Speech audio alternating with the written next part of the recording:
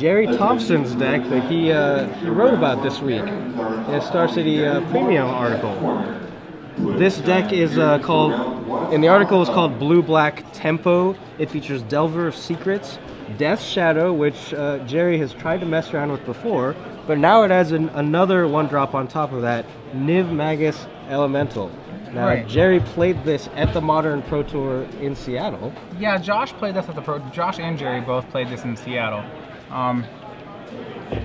Niv Magus Elemental. It's a 1-drop hybrid blue-red. I mean it. All right, we'll see how this works. I mean, I guess Josh chose God Draw involves Cloud of the Dominusing I don't even know. Josh Cho goes to 18 against a Rug Delver opponent. His opponent has kept a hand with 4 lands. So okay, sorry, Mark's on Bug Delver, not Rug Delver. It looks like, yeah, he's on Bug Delver, not Rug Delver. So it's black with blue-green Delver. I don't like to keep it all from Mark, and Josh is gonna be pretty happy with it. It's Thoughtseize, Spell Pierce, and Daze, and 4 lands. Especially a deck that's so much of a tempo-based deck like this. When it's playing from behind, all its cards are very bad. When it's playing ahead, all its cards are strong and become, incrementally gain its advantage. But I don't really see that. I don't think Mark is even starting ahead with a hand like that. Yeah, it's an odd keep. Possibly kept on the basis of not knowing what he's up against.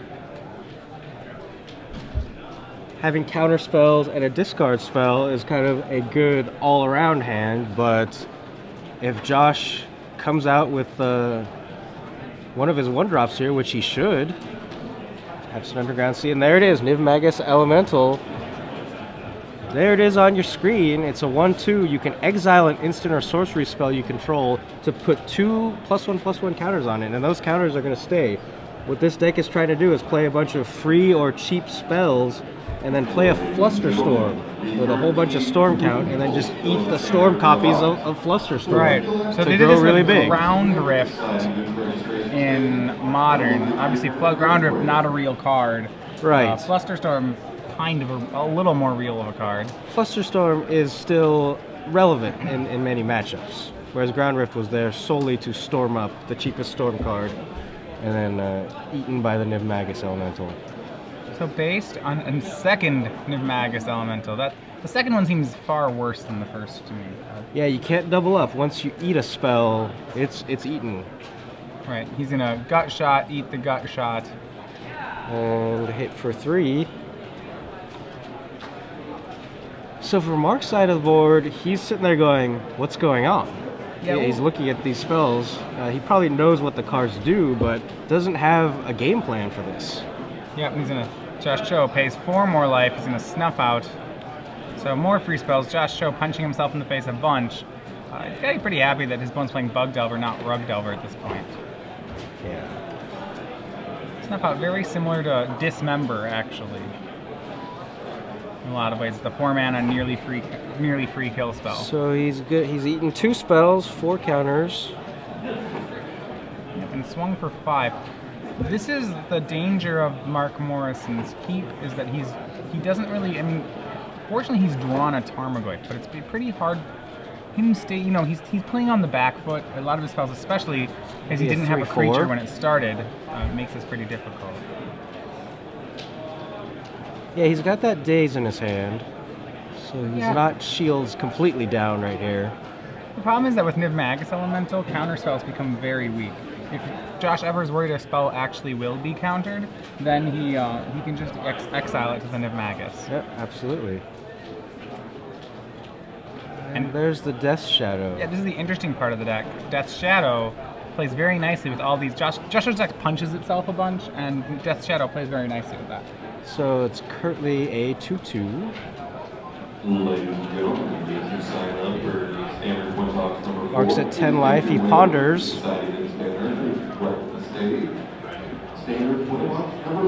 So we've got a very complicated board state here. The Tarmogoyf, we're going to have to pay attention to the graveyard. Death Shadow, we need to pay attention to Josh Cho's life. And we got some Niv Magus Elementals sitting around. They may just randomly eat some spells. Mark takes a look at the top 3 cards of his library. Puts him back, and he's leaving him. He draws one card. Yeah, so Mark Morrison, probably the most relevant thing is he is playing 3 abrupt decays. Finding one of those would be very good for him. He's instead found Delver of Secrets. But the bigger problem here is that Mark does not have too many ways, even really to stabilize this board.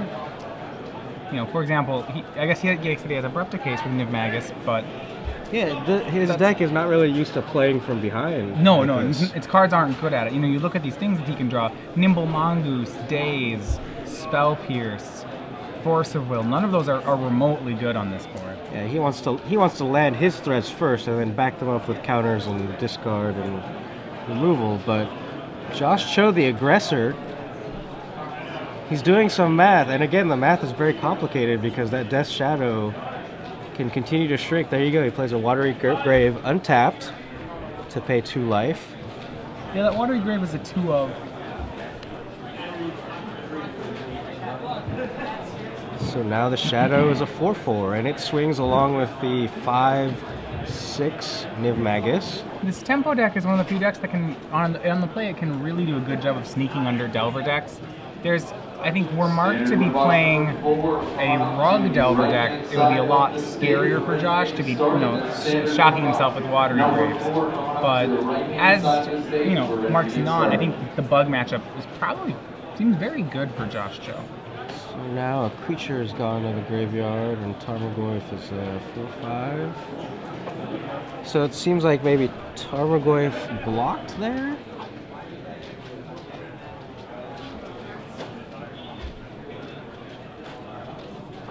We saw the Delver of Secrets definitely get thrown in front of the Elemental.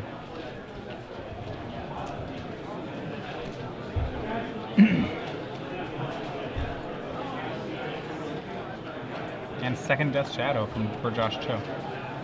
Yeah, Mark Morrison can't beat that. Josh Cho wins the first game.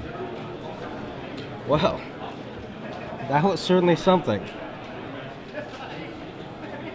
Mark Morrison's going to have to come up with a new game plan here. Yeah, so the biggest card he has to be worried about is Niv Magus. Josh Cho, by the way, his 3rd creature in the deck, he is also playing in place out of Delver of Secrets. Right. And he's got that, like you said, the 2 of Clout of the Dominus. That's an aura. It's an aura from Eventide, yeah. It gives a creature... hybrid aura. Yep, it gives it 1/1 if it's blue, 1/1 in blue. If it's blue, it gets 1/1 in Shroud. If it's red, it gets 1/1 in Haste. So, really, what Josh Cho's deck, I think I really like about what Niv Magus does in the deck is it creates a creature that Bug Delver has a lot of trouble dealing with. Yeah, but out of the sideboard, I think Mark Morrison's going to have an easier time dealing with it because he can bring in 3 Pernicious Deeds. Right, Pernicious Deed will be very strong here. Yeah, as long as he protects it past Josh's counter spells, that's just going to wreck Josh's 1-drops completely. We've also got Dark Blast that he might bring in, although probably not as good against the size of the Niv Magus Elemental and Death Shadows. So mainly I think Pernicious Deed is going to be the card. Yeah, Pernicious Deed is really, he does have 1 Dark Blast in his deck. He may hope to snag a Delver of Secrets off it, but that also seems kind of ambitious. Yeah. So on Josh's side, he has another Cloud of the Dominus, which very likely we'll see play here. If he can land a Cloud on a creature, Mark is, outside of those deeds, is really hard pressed to answer. So to answer one. I'm trying to get my head around this because this is not a card that we are used to dealing with in Constructed. So figuring out how best to play it and how best to play around it is going to be a challenge for all of us, players and commentators. Well, what you have to remember, what the card does is it's an aura, so it makes a creature bigger, and in this matchup, if Josh Cho can get a creature out of the range of what a reasonable Tarmogoyf could do, especially he could give one of his creatures Shroud and bigger than a Tarmogoyf, and if he can get his Niv Magus to be that, which it should always be, the first Niv Magus should always be that, then the only answer Mark has left for that Niv Magus Elemental is a Pernicious Deed, which is a pretty good place for Josh to be, which is why I think he'd want the 3rd one of them. If he knows Mark's on Deed, he also has 3 Pithing Needle in the sideboard. Yeah, and that's the thing. At this point in the tournament, players are not really aware of what their opponents are playing. So, while the needle would be the perfect answer to deed, Josh might not be aware enough that he needs to do that right now. And we are going to have to watch out the Niv Magus Elemental. When it eats a spell, it does exile it. So...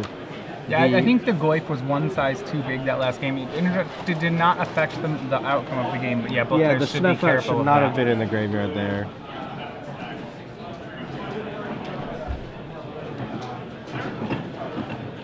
So here we go. Mark's going to be on the play now, which is obviously, especially in Legacy, you always want to be on the play.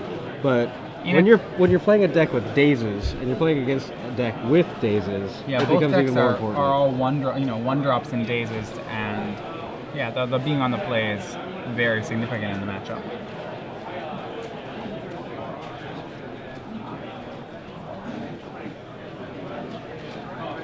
All right, finish shuffling up. Here we go. Draw your 7. Let's take a look.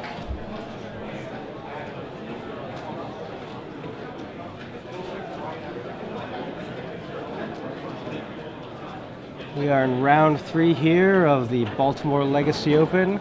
Josh Cho took game 1 on the back of Niv Magus Elemental and Death Shadow, of all things. Mark Morrison on a very traditional Bug Delver list. Really couldn't keep up. Tarmogoyf wasn't big enough. And so turn 1 from Morrison, he has no one-drop action insofar as Thoughtseize or Delver. But they both start out with Underground Seas. Josh has a Delver, and Mark's going to look at his hand. And it does look like Josh has sided in Arayo Soratami Ascendant. He's got 4 of them. He has 4 in his sideboard. It was a card I was very curious and wanted to see more. The card, it should be fairly easy for Josh to flip, but I'm not really sure wasn't positive what matchup he wanted it in. Apparently this is one of them. Yeah, so what he wants to do is land that and then fire off 4 free spells. I'm a little more confused. Or 3 free spells. Once again on Mark Morrison's keep, I'm not sure what it is that he's kept. It didn't seem to have a 1-drop or an answer to Delver. It seemed like just turn 2 Tarmogoyf was what was the best thing it had going for it. Yeah. It's really hard to say what you want to do here. Like, Mark's probably never played against this deck. He's probably never played against the card Niv Magus Elemental, and most likely Death Shadow. So, how do you game plan against something like that, Matthias? Yeah. Delver misses, and Josh fetching intentionally for untapped Watery Grave, it looks like. So potentially representing that he has some Death Shadows coming up now and or later. Yeah, it looks like he wants to be taking damage. He does have a full set of Underground Seas, so that was an option, but he opted to shock himself instead.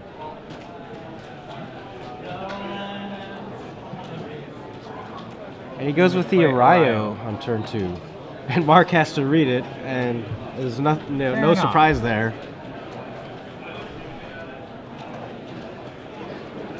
Kind of interestingly relevant is the fact that it's a flyer. It's a 1/1 flyer in creature form. Mark doesn't like that. He's going to daze it. It's a fairly free play there. Yep. So Tarmogoyf now a pretty powerful creature. It's a 3/4. Yeah, so Arayo, when it's in the graveyard, only counts as a creature. It flips into an enchantment, but that part is only active when it's on the battlefield and flips. Right, so even if it's an enchantment and gets destroyed, then it's a creature once it's in the yard. Yeah. So Tarmogoyf is only 3 power, attacks. Josh goes to 14. Still hasn't found a spell to flip Delver with. Now, are we going to see some Death Shadows coming out soon? Maybe after another fetch land crack? Well, Josh has a second Arayo in his hand, so he's not too disappointed that the first one didn't flip. He actually has a second and third Arayo in his hand. So that's spell 1 of the turn. He's going to pass the turn back. Okay, Josh lands an Arayo Soratami Ascendant. It does look like Josh has a Ghastly Demise in hand as well. Interestingly, even when Arayo flips, Josh is still behind on this board. Because, Yeah, the Tarmogoyf is a 3/4. It's very likely going to be growing bigger sooner or later.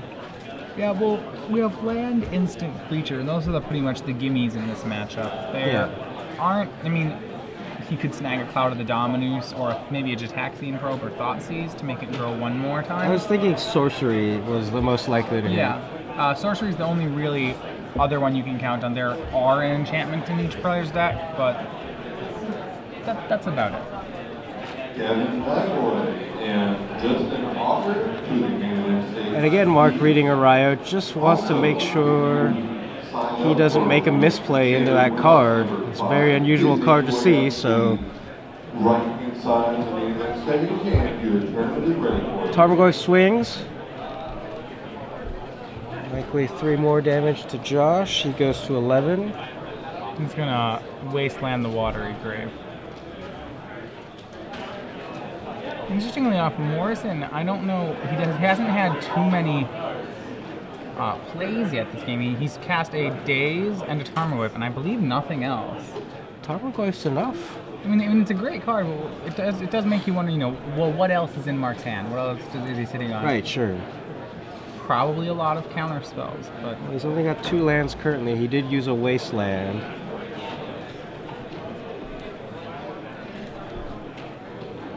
So Josh looked at the top card of his library with the Delver trigger, and he's choosing to sacrifice his fetch land before he draws that card. He didn't like it. Gets an Underground Sea this time.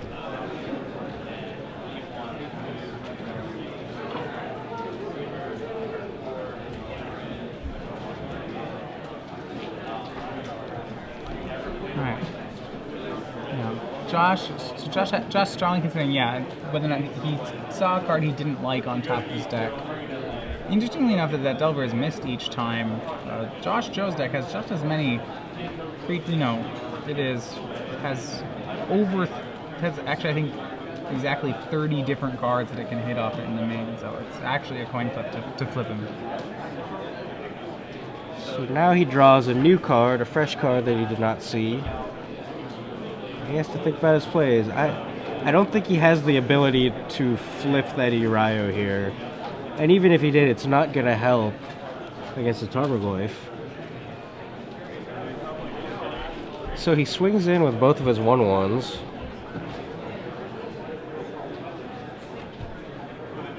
He has Ghastly Demise, Death's Shadow. Yeah, so Death's Shadow's down. That's going to be a 3/3. Remember, he's kind of, two Death Shadows.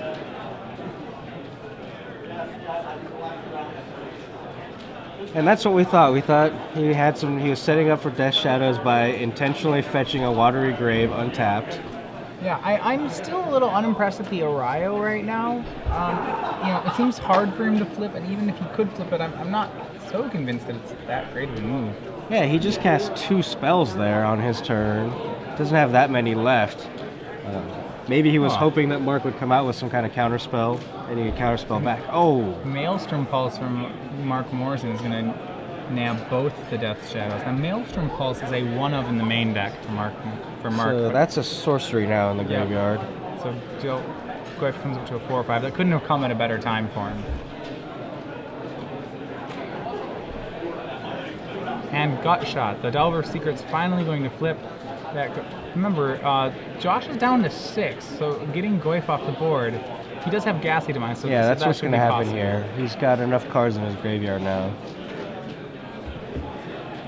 Yeah, Mark probably doesn't really want to have a counterspell fight over that. The counterspell fight there would probably end up in a flipped Arayo.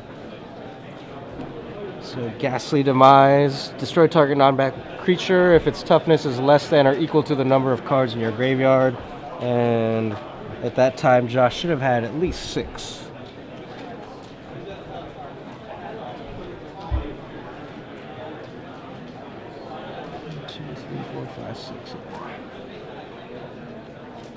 And now, have the tables turned here? Well, Josh is certainly ahead. I don't know how many threats Mark has.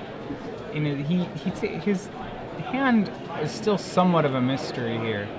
So he's going to go Thoughtseize on Josh Show. Mark's still with, I believe, 3 more cards. So we get to see Josh's hand. We're still not sure what Mark's game plan is. He was going with the Tarmogoyf, protecting the Tarmogoyf. And what is that card? Okay, That he just picked up? That's an Ensnare. So Ensnare is an instant with an alternate mana cost. It taps all creatures. Yeah, we have it right here for you. You may return 2 islands you control to its owner's hand instead of paying its mana cost. Tap all creatures. So it's just another alternate cost card that we see here. And it was the card that was taken. So Josh, content just to hit backs, passes the turn to Mark. Yeah, Mark now with 4 cards. Got to do something here. Mark needs to answer these threats. And he's got a full grip. You have to wonder what that is. If he takes a lot of counter spells. Yeah, if he takes it right here, it's got to be a bunch of counter spells. Remember, Josh Jackson got shot at Mark for the win. All right, Spell Pierce. Yeah, there's one counter spell.